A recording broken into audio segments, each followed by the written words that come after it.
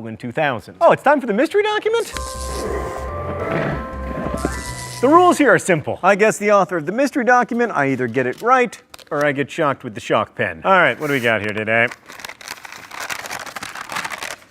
I got a feeling it's gonna be a sad one. It was a beautiful fall day with a crisp blue sky. I was coming into work late that day. I guess I didn't have first period class. It was only the second or third day of school. When I emerged from the subway, Union Square was strangely quiet, which only added to the beauty of the day. People were standing still, which is weird in New York under any circumstances, and looking down University Place toward Lower Manhattan. Before I even looked, I asked a passerby what had happened. She, or he, I really don't remember, said that a plane had crashed into the Trade Center. Then I looked and saw the smoke billowing out of the South Tower. I thought it was an accident, but I knew this was not going to be an easy day. Well, it's obviously someone who was in New York City on September 11th, 2001, but that only narrows it down to like 10 million people. However, I happen to know that it is crash course historian and my high school history teacher Raoul Meyer who wrote that account. This is the saddest I have ever been to not be shocked. So whether George Bush's domestic policy would have worked is up for debate, but the events of September 11th, 2001 ensured that foreign policy would dominate any discussion of the opening decade of the 21st century. That morning, terrorists affiliated with Al-Qaeda hijacked 4 airliners. 2 planes were flown into Manhattan's World Trade Center, a third was crashed into the Pentagon in Washington, and a fourth, also headed for Washington, D.C., crashed in Pennsylvania when passengers overpowered the hijackers. Almost 3,000 people died, including almost 400 policemen and firefighters. As Americans rushed to help in the search for survivors and to rebuild a devastated city, a shared sense of trauma and a desire to show resolve really did bring the country together. President Bush's popularity soared in the wake of the attacks, and in a speech on September 20th, the president told Americans watching on television that the terrorists had targeted America, quote, because we love freedom and they hate freedom. This is another critical moment in American history where the definition of freedom is being reimagined. And we were reminded in the wake of September 11th that one of the central things a government does to keep us free is to keep us safe.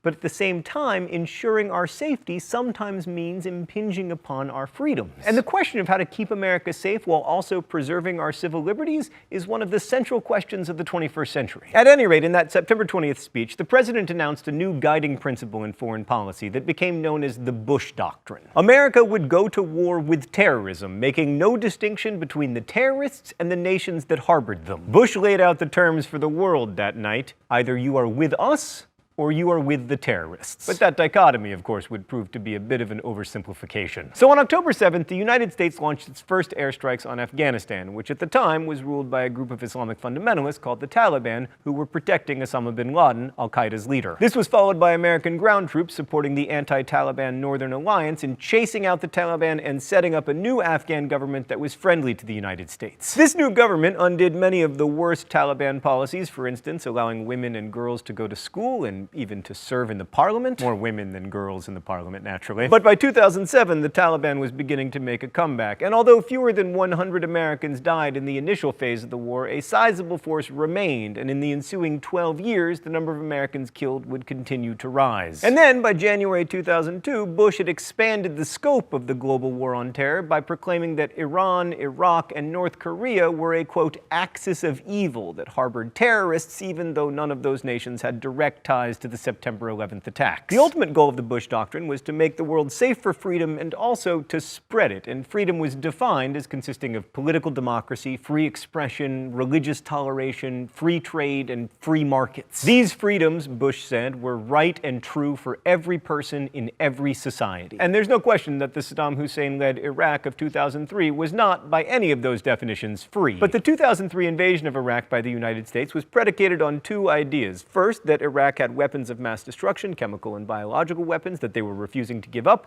and second, that there was, or at least may have been, a link between Saddam Hussein's Iraq and the al-Qaeda attacks of 9/11. So in March 2003, the United States, Britain, and a coalition of other countries invaded Iraq. Within a month, Baghdad was captured, Saddam Hussein was ousted, Iraq created a new government that was more democratic than Saddam's dictatorship, and then descended into sectarian chaos. After Baghdad fell, President Bush declared the end of major combat combat operations in Iraq, but troops soon found themselves trying to manage an increasingly organized insurgency that featured attacks and bombings. And by 2006, American intelligence analysts concluded that Iraq had become a haven for Islamist terrorists, which it hadn't been before the invasion. In fact, Saddam Hussein's socialist government, while it occasionally called upon religion to unify people against an enemy, was pretty secular. Although fewer than 200 Americans had died in the initial assaults, by the end of 2006, more than 3,000 American soldiers had been killed and another 20,000 wounded. Hundreds of thousands of Iraqis had died in the conflict, and the costs of the war, which were promised to be no more than $60 billion, had ballooned to $200 billion.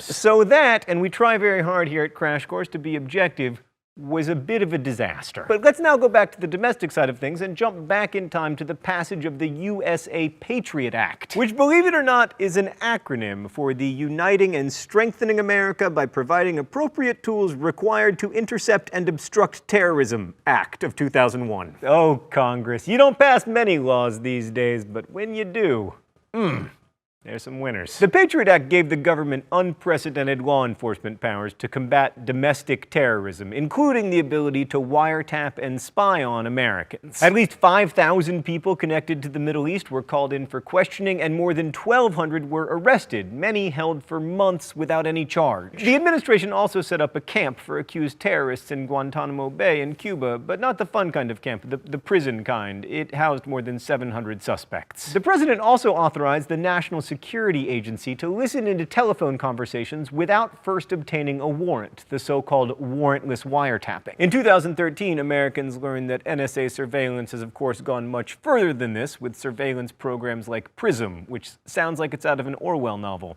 I mean, both like the name and the actual thing that it refers to. Meredith would like us to point out that PRISM is also the name of a Katy Perry album, proving that we here at Crash Course are young and hip and with it.